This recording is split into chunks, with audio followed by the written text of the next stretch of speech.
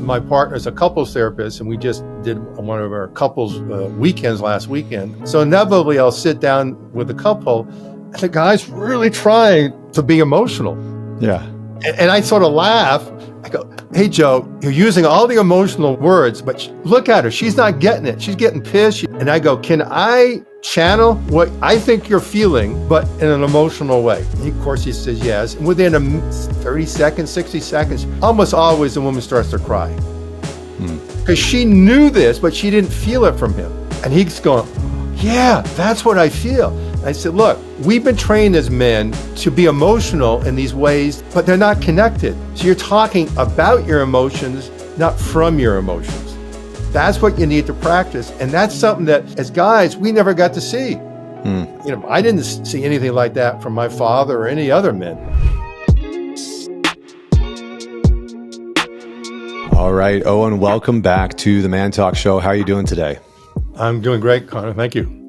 It's for those that are listening, Owen and I had to hit record because otherwise we were going to just basically shoot the shit, catching up. We just spent like the last 20 minutes catching up. And I feel like we could have just caught up for the entire time and forgotten about the podcast. So I feel like you're going to have some insight into a very friendly conversation today. But where I wanted to begin, Owen, is on this, just the topic of masculinity. It's funny because it's not something that I engage a lot with, this dialogue about masculinity. And for a number of reasons, I think in mainstream media, it's talked about a tremendous amount. And it's talked about as being toxic. It's talked about as being harmful. It's talked about as needing to be redefined. It's, all these types of things. And yet a lot of men come out to our work, and I would imagine come out to your work, and are kind of questioning, like, what is masculinity? I mean, am I masculine? And so what's your take on maybe a couple things? One, how do you view what masculinity is, which is a very big question. And number two, why do you think it's getting so much attention within our culture right now? So my view of masculinity is that, men never come to us saying, "I want to build my masculinity." We never hear that term from our men. We only hear it really from the media and academia. And I think because they're looking for some broad term to describe the whole male experience. And it just continues to be used or overused. And then you get the toxic masculinity and all of it sort of placed on masculinity. I do think there's something valid with it, and particularly in terms of the cultural frame that men are dealing with and struggling with and fighting against. We did a big study several years ago, and the takeaway was men don't feel good enough. That was the bottom line. And I think that goes to what you're saying, Connor, is that I think men are struggling with, because we're so performance oriented. How am I a better man?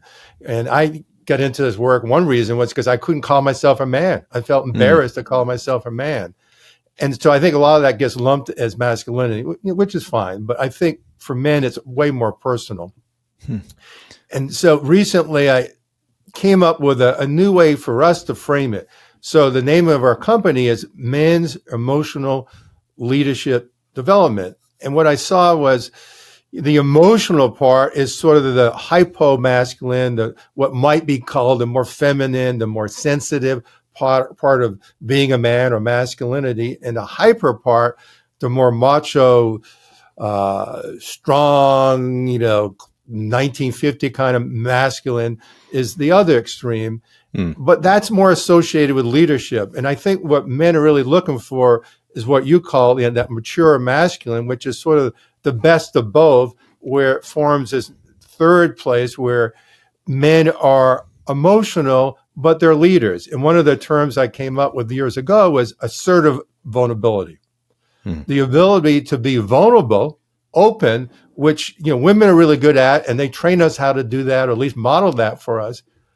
But there's this other part that I think is inherent in men, not that women don't have it or need it, but men really are going towards it, is that assertive part without being angry or reactive. And so when I'm being assertive, vulnerable, or vulnerably assertive, I'm present, I'm in my body, I'm in my emotions, and I'm open and I'm willing to allow my emotions to be seen and felt. But at the same time, I'm taking a stand and I'm willing to assert myself and take the risk of, not getting what I want or being rejected. And what I find is that's really what men are going for, but we haven't had that model as a conceptual model. We certainly haven't had it as an experiential model because I never saw a man doing that. And now, we're starting to develop ways to support men in doing that. Yeah, it's interesting because in the Alliance, one of the big things that we talk about, which is just our online group, one of the main things that we talk about is something that I call a self-led man. And this notion of having some type of leadership and authority and autonomy within ourselves. I think that when we as men, and this is my personal experience, but I've also seen it in thousands and thousands of men over the last decade, but when we as men lose a connection to having impulse control, being able to make good decisions, feeling like our decisions are negatively impacting other people, not really having a sense of direction in life, or not being able to make the decisions that move us towards a direction that we want to move in, that is incredibly damaging for us. I think back to the darkest times in my life, and it's when I felt the least effective to lead myself. And I think that this is what's interesting. I've been talking quite a bit about how some forms of therapy, or the therapeutic industry writ large, is kind of missing out on some of these pieces, that they're missing out on speaking a different language or engaging men in a different way that is direct, that's actually going to land with them. So I'm curious on your thoughts of this self-leadership piece. What have you seen with men in terms of when do men feel the most effective? When do men feel the most sort of aligned, congruent, confident? Because I think that's something that a lot of men want. What are some of the traits and characteristics of being very confident and then lacking that confidence? Yeah. I think a lot of it, I don't think it's all of it, but a lot of it comes from being disconnected from our own experience. And so we don't have the models, and we often don't have a safe place to really mature, which goes to the whole thing of not having secure attachment or co-regulation. So we learn how to self-regulate. So part of it is the ability to take care of ourselves, but we learn that from having good co-regulation, like from our parents modeling that, so that we just inherently learn that as a kid. But I think ultimately it's being connected to, you might say, your source, but in a simplistic way, to your own somatic and emotional experience. Because I find that when men start to feel what they're feeling in the present moment, physically and emotionally, and then that sort of ignites some passion or maybe purpose, and then they start taking the risk of asserting that or expressing it. And then, like I'm sure in your community and in our community and groups, they get positive reinforcement, because so much out in the world, they get pushback, there's competition, they get shamed if they're vulnerable. But we need this space that we didn't have growing up and as an adult to see other men doing it, to have maybe a conceptual model, but really a place to practice this and, work out where we build this strength where, oh, I can feel these things that in the past were strange, and express them and actually have an effect. And I'm sure you also see in your community that men really enjoy and get a lot out of helping other men. And it's not, a cognitive, let me give you this brilliant insight. It's more like, hey, Connor, when you talked about your father, it really reminded me of my father, and I felt really sad. And, I'm feeling you're sad, but you're not talking about it. Oh, and then you go, oh yeah, you're right. And so it's in our work, we say, take the man deeper into his own experience. And so I think as the man drops more and more into his own experience, he is more self-led, and he's leading from his own experience in consort or relationship with others.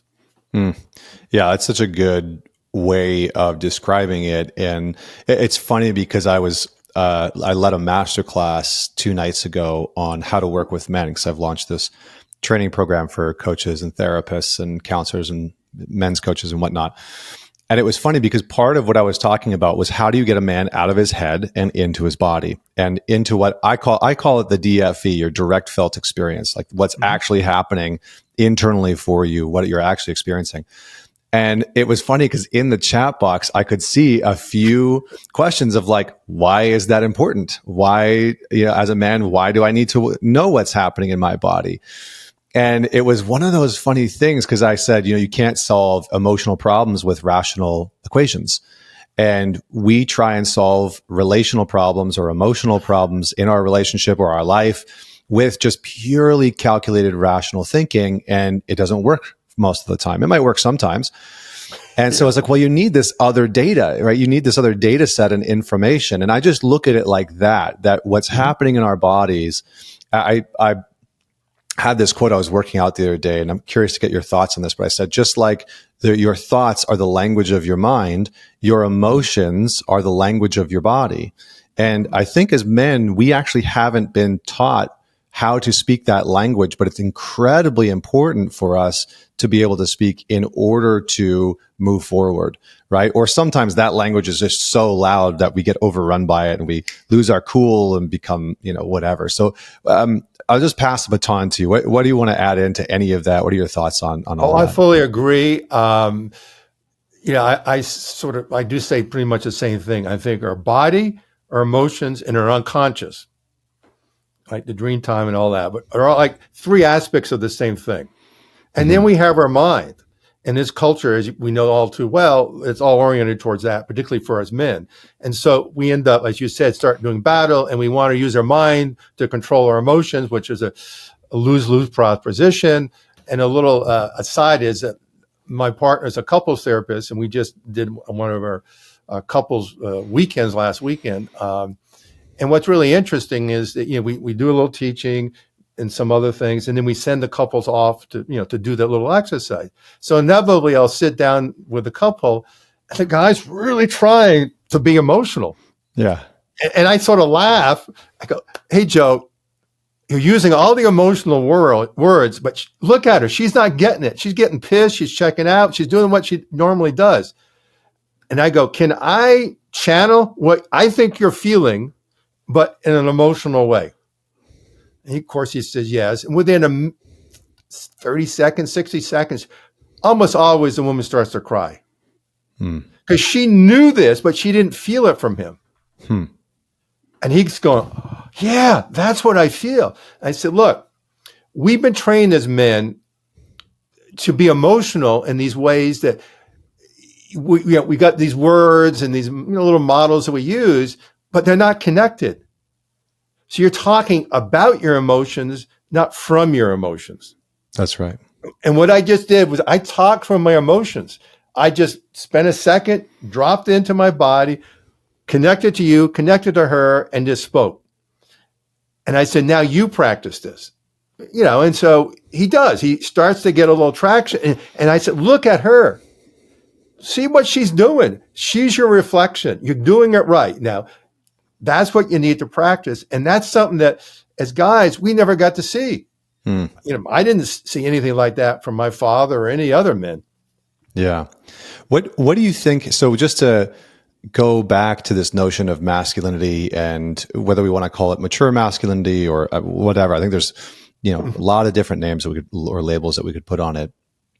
But if I asked you the question, what happened to this more mature masculinity that seems to have, we seem to have had a vacancy of it in a big way within our culture over the last 100 years. And because it does seem to me as though when you look at history, there were really powerful initiation processes for young boys and men to go through from the elders, that men had elders in their life, whether it was their dad's friends or uncles or grandfathers or your friend's grandfather. And there was just kind of, passing down this lineage of this more elder version of masculinity that was transmitted to us as men that seems to have like disappeared in some way and become replaced by this very youthful, very adolescent form of masculinity that has become much more rampant within our culture. So what would you say has happened? Several years ago, I did a TEDx talk where that was sort of the theme of it. I think it started with, 10,000 years ago, we were in a tribe, and our genome is 99.9% the same. So, our body's the same body that we had, and all the instincts are the same that we had when we were in a tribe. And then, we left the tribe for the farm, which shifted it some. But when we left the farm for the factory, that's when it happened. Really started happening like a couple hundred years ago, because simply men went around and women stepped up because they had to. They were the sole parent, they were the teachers, the nurses, and now the therapists. So it's not a manipulative kind of taking over, but the feminine sort of, that model is just taken over, and we assume, naturally or consequently that, we are like women and we should feel and express like women. So that has sort of corrupted or shifted this model of what is the masculine, let alone the mature masculine. And then, we're hungry for how am I a man? What do I do? So we're looking, and where do we go now? Social media. We go to, all these pseudo experts, and we get these pseudo, what I call junk connections through social media, but we don't have an opportunity to really connect. I mean, the churches are going down, the fraternal organizations are going down, and that's creating an opportunity for guys like us who are offering authentic connections for men through, groups and memberships where guys can be real. And the beauty of that, what I've seen, you probably see this, Connor, is that you create a safe space for guys. You give them some simple protocols, starting with, confidentiality and maybe a little teaching. And we teach each other because it's buried in our instinct. We just need a space to do it, and we'll teach each other. Yeah, I think that's so true. I think that there is something instinctual about it, that's buried into us. And I don't want to take us too far down into the rabbit hole, because this is, always an interesting, there's some pockets about this conversation that sometimes get people listening heated. And one of them is the notion of, is masculinity and femininity purely a social construct, or does biology play into it? And I've always found that a fascinating one, because as a man who, went through puberty and had all of that happen to me, I was like, I don't know how to extract biology out of the equation of what masculinity is. And it's not to say that a biological female can't have really, wonderful masculine traits or characteristics. However, I do think that biology and, obviously things like testosterone play a pretty significant role into that. And I think part of the transmission of mature masculinity is also helping a young man, or a man, period, regardless of how old he is, to navigate his biological circumstances. I remember going through puberty as a teenage boy, and holy shit, man. I was like punching holes in walls and wanting to fuck everything in sight. And Right. I'd like joked, I joked around with my men's group, like, I'm lucky that I didn't like masturbate myself to death. That was a very real possibility, in there at some point. And so, that it's that type of stuff that I think, I struggle when people are like, well, masculinity is just a social construct. I'm like, sure, it's influenced by social constructs and narratives and those types of things. But I'm curious to get your thoughts on that. And is that even relevant? Does it even matter to the conversation around masculinity? I think I agree with you. I think there's a huge biological factor, and there's certainly a social factor, and they're often competing against each other. And again, I think in the culture, because of how it's designed and how we're trained and everything, is that we're trying to understand this stuff from top down, Now, I'm sure you're very familiar with Richard Reeve's book of Boys and Men. We had it on our program. The guy's brilliant. I love him, but he freely admits that's what he's doing, Mm. and I think that needs to be done. But what we're talking about is the bottom up, in the organic part from the biology, but yeah, the rawness of being a man or a boy, and I didn't either, and most men or boys don't have an opportunity to, in this culture, maybe in traditional ancient cultures it was different, but in this culture to work it out, play it out, maybe fight it out, have mentors that said, all right, these are the parameters, stay in these parameters, and you'll be fine, because we'll get the energy moving, and you'll not so much outgrow it, which you will, but you'll integrate it. Mm-hmm. But we never got a chance to have that, to integrate it, to settle down in it. And I know in a lot of our work, guys, like particularly in a group that's more longitudinal, almost inevitably that part of their maturation comes up and they're working through it. Because what I've seen just from decades of working with people, we have holes in our maturation.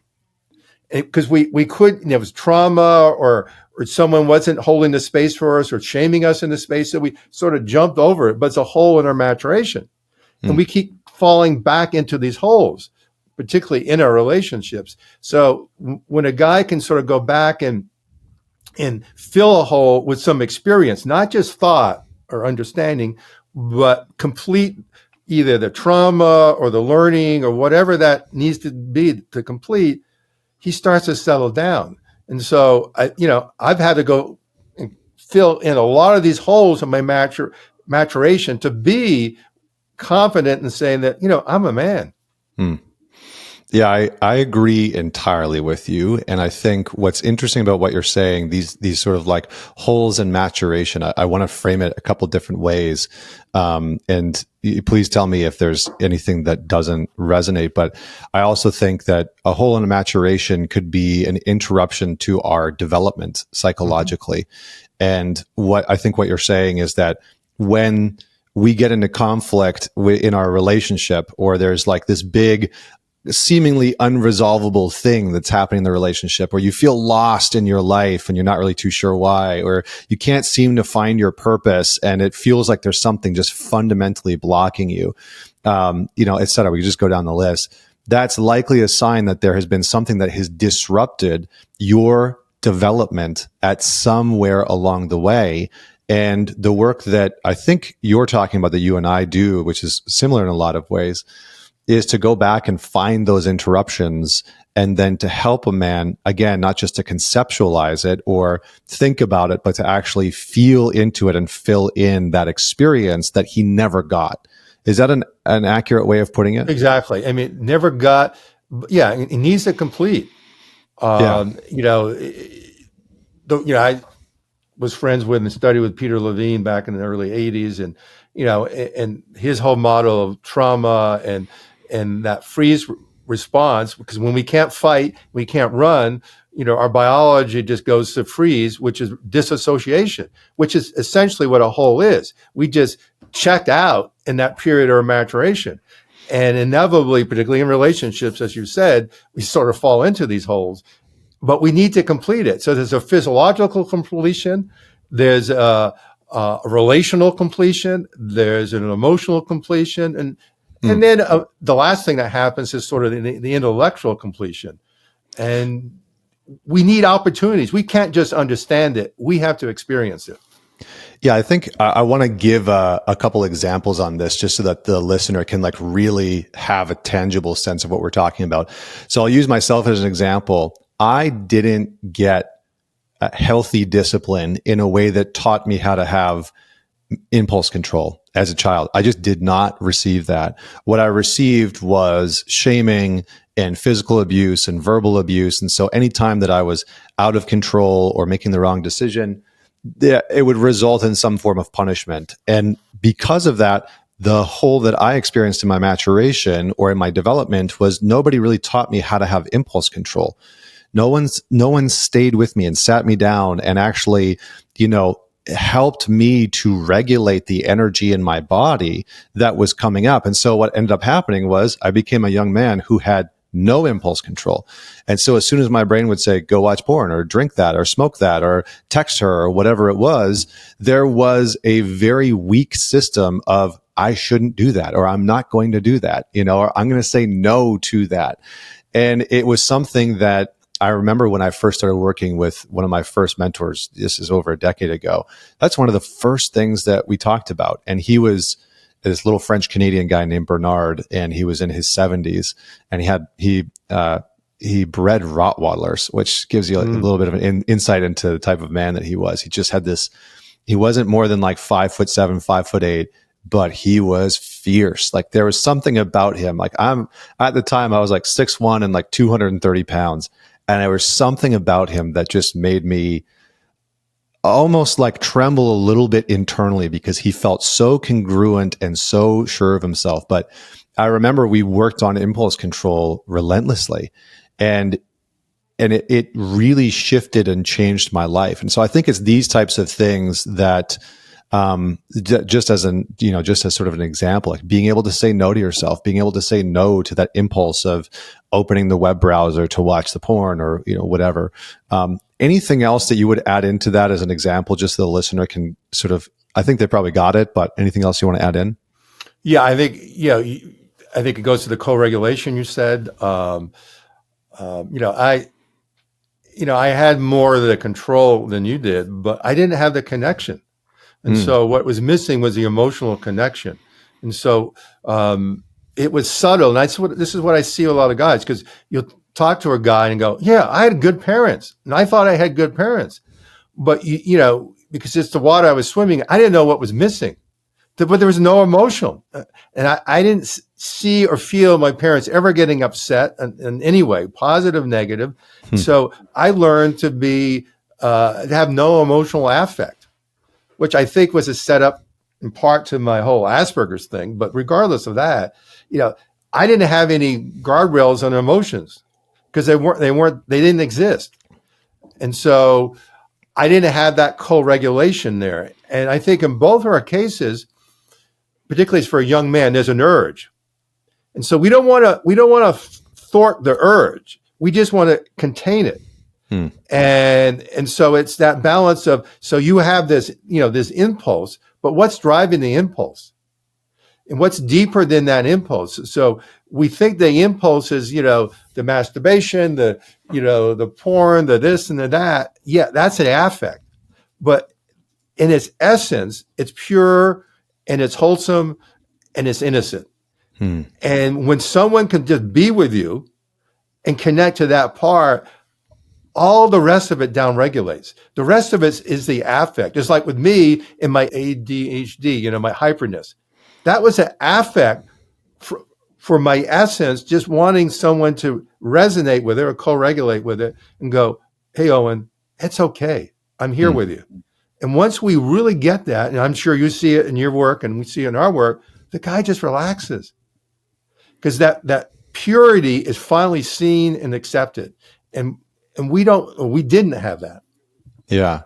Yeah. And it's interesting because I see it in my son. He's like, he just turned 3 in March. And so he's in this phase of really rambunctious, big energy, constantly in the morning, at night after work, just like wrestle data. It's just all he wants to do is be physically active. And, he's in that phase as well where the tantrums are there, right? When he's told no, or it's time to transition from something that he really wants to be doing, then it's like big energy. And so I've found myself having to really like sit with him, have good guardrails with it, not become so disrupted by it, and help him to learn, one, that big energy is okay, right? Because I think for a lot of young boys, what they get is do not let that big energy out. So they're shamed around that big energy, whether it's anger or frustration or sadness or whatever it is. And then 2, sitting with him to help him regulate. And sometimes it's so funny because sometimes he'll do breath work with me in the morning.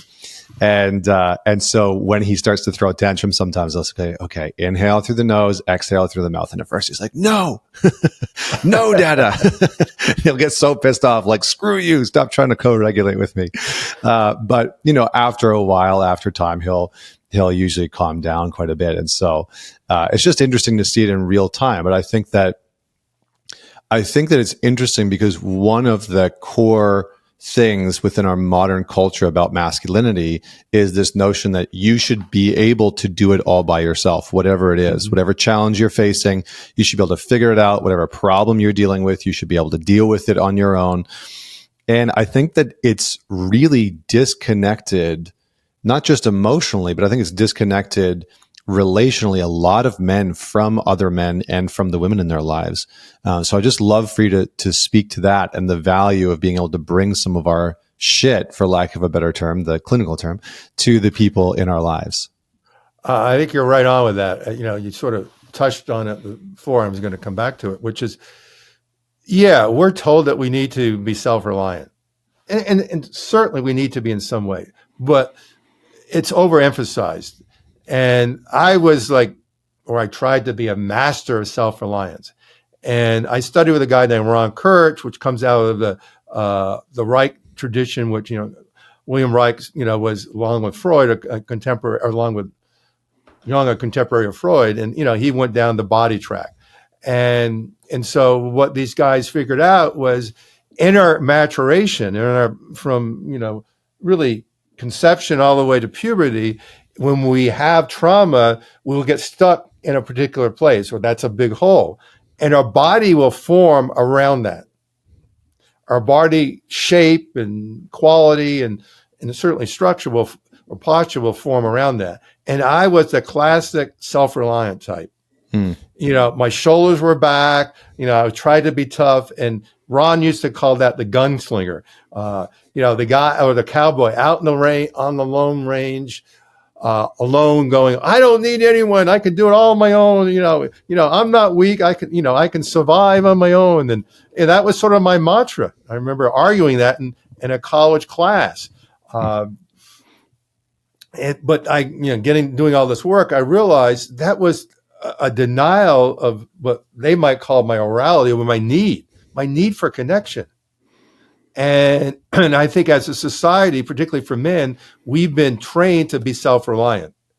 And we think that's strong, and it's not, because, and I know from our own work and working with all these men, is that they really become stronger when they have this sense of, what you were calling it, mature masculine, but they also have this connection with others. And the other starts to feel this trust in you when you have this, because you're not out there trying to prove anything. You're just strong. And it's strong, I think, ultimately comes down to how present can you be in that moment. And my work for all these years is to increase my ability to be present under more and more circumstances. Yeah, I love that. I mean, I got a text message from one of my close friends this morning, and he was sharing with me a really hard conversation that he had with his partner yesterday. And, a decade ago, I never got any of those text messages. I never sent any of those text messages. That was not a part of any relationship that I had with the men in my life, period. It was like, if something was wrong in my relationship, I didn't talk about it. I just stuffed it down and tried to figure out a way to deal with it. And so, I do think that a huge part of self-leadership, of course, is developing the competency in order to move your life in the direction that you want to go. But I think that in tandem with that, we have to also develop relationships that are going to support us, and that we want to invest in them. And it's like the cliche saying, right? Iron sharpens iron. And we've all heard it. We all know that there's some intrinsic value in that statement, but then to actually enact that is something completely different, right? To text a friend and saying, hey, I have this problem in my work and I really don't know what to do. Or I have this financial situation happening. I'm not too sure how to handle it. Or there's this big conflict that I just had with my wife or, my partner, and I'm devastated, and I don't need anything but other than to just tell you what just happened, and I think that it's those simple things that most men are lacking in their male friendships. And what would you say gets in the way? Is it simply just a narrative that we as men need to overcome in order to develop deeper relationships with other men, or there are some other ingredients that we need? I think there's a societal pressure, which you just sort of mentioned. There's the external, which is huge. And we're so accustomed to it that we don't realize how impactful it is. And there's, until recently, there really been no conversation around that. But at least equally important is the physiological, emotional component, because I can't do what we're talking about if I'm not somewhat connected to my own experience. Hmm. And to be connected to my own experience is, at least initially, can be scary, can be vulnerable. Like you or me to call a friend, first we need to feel that, I'm scared or I'm sad or whatever that is. And we don't have a model, we don't have teaching around that. So there's this whole component of, being aware, at least somewhat aware of our own real experience, not our mental experience, again, not the analysis, because that's where we usually go, but the somatic and emotional vulnerability of, oh shit, I had this fight with my partner. I might lose her. I'm really scared. I fucked up. What do I do about this? And inevitably, it gets back to what we were saying before, Connor, is that we fell into one of the holes. Hmm. And in that hole, there's this chronic sort of disconnection, and we're lost. Yeah. And we need someone to sort of not necessarily take us out of the hole, but maybe take us a little deeper into it, and us to feel what we really can't feel. Because once we start to feel it, and our body and our emotions can start releasing it or cycling it, and then we can get ourselves out, maybe with others. But until we connect to what we were disconnected from, we're just going in circles. All right. Well, that's a pretty good segue into what I wanted to talk to you about next, which is what is the science of emotional physiology, aka what we feel? So I take a lot of that from a fellow named Stephen Porges. He's a scientist. He developed what's called the polyvagal theory. Sounds complicated, but in essence, it's pretty simple. He studied the vagus nerve, the 10th cranial nerve, which is the biggest nerve in our body, goes from here all the way down.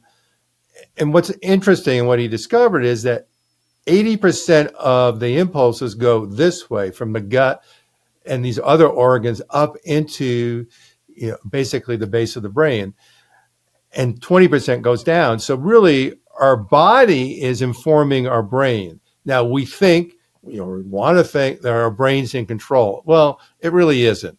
And the other research shows that before we are consciously aware of something, we emotionally feel it. And before we emotionally feel it, our body feels it. And this is what he called interoception, our ability to feel our bodies. And then with that, interpret not in a cognitive sense, but in a more emotional sense. And as Porges would say, we are first orienting to any threat response. So even on a Zoom call, I'm looking at Connor and going, is he safe? And now we instinctually are hardwired to do two things: to read people, their facial movements, the little muscles of the face, their eyes, the voice tone, the body. And all this is instinctual to know if this person's safe. Is he or isn't he a threat? And if he's not a threat, and Connor isn't a threat, I'm going to start to downregulate. I'm more likely to get out of any threat response or survival response and start to relax.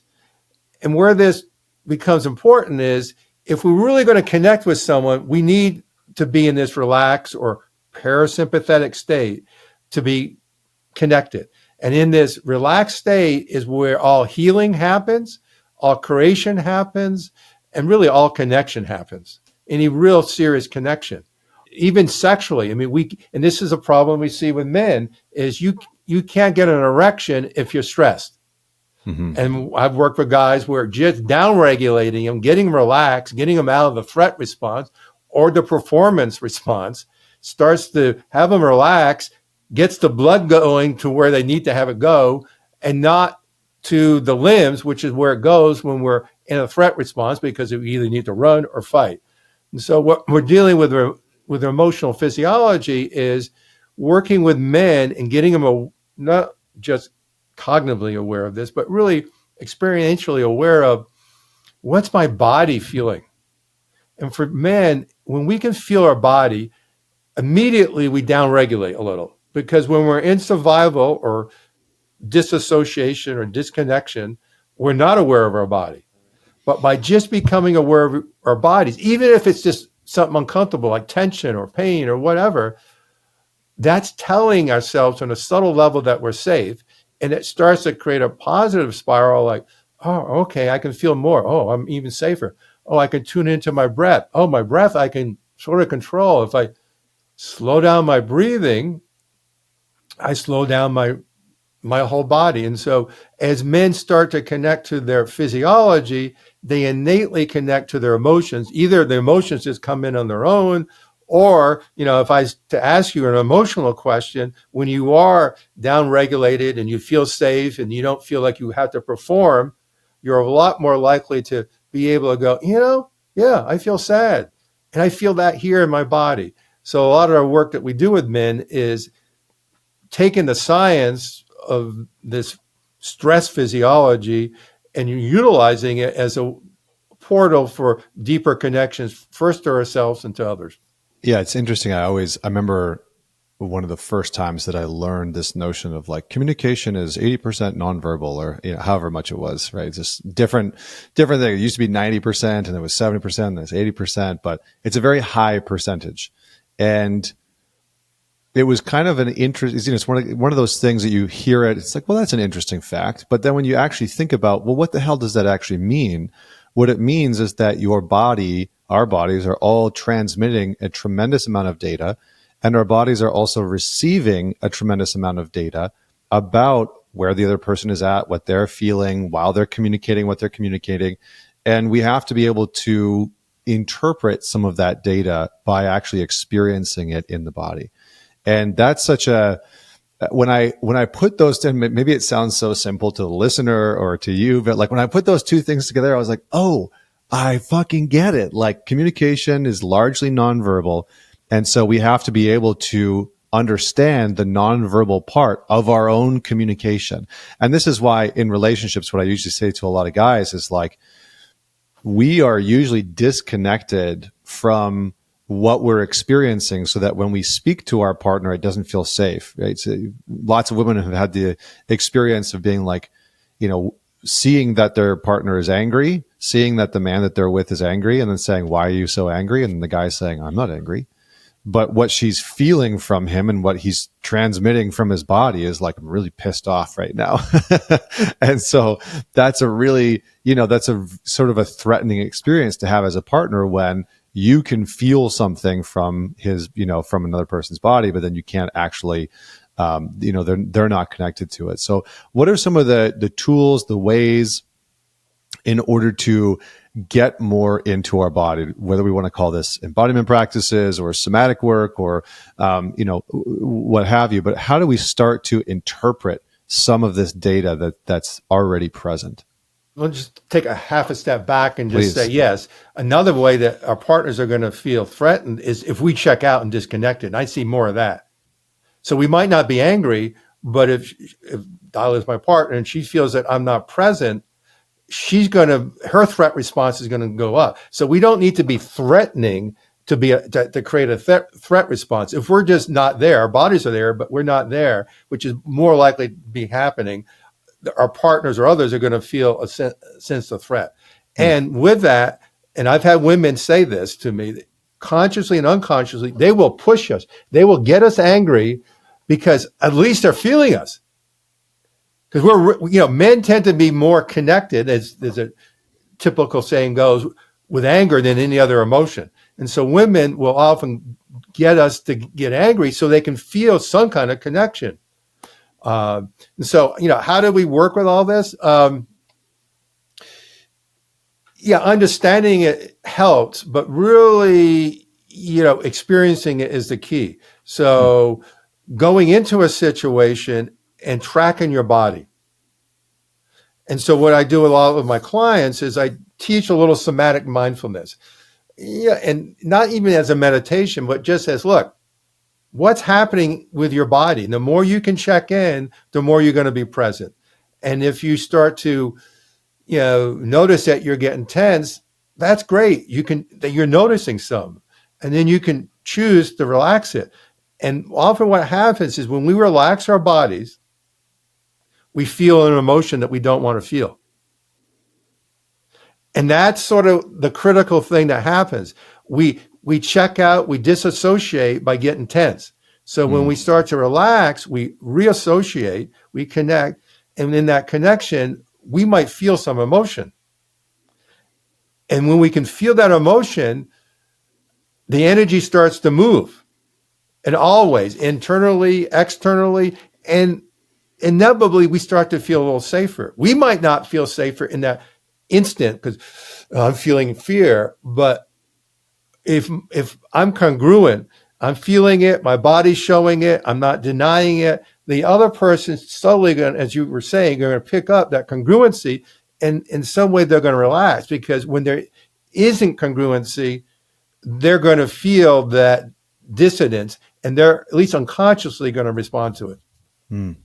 What do you say to the men who are in a good place in their life? Because I've heard this a lot from guys of like, I am worried that if I start to feel, it's going to screw up my ability to do my work.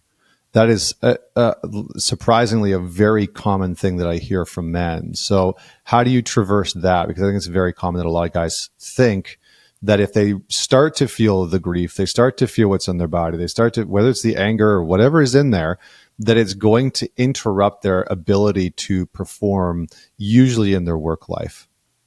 Well, it probably will. That's the bad news, because I remember years ago, I had this guy that was a motivational speaker and a great sales guy, and I warned him. I said, "This works, and you're gonna disrupt your mask," and he did. And we ended up going to see him speak. This guy that was like, an internationally known speaker, was screwing up because he didn't have his mask anymore. That's an extreme situation, and so it's sort of like we get really used to using our right arm, and we get really good, and we're, a lot of dexterity, a lot of strength. And then someone's saying, "Hey, Owen, maybe you want to use your left arm occasionally."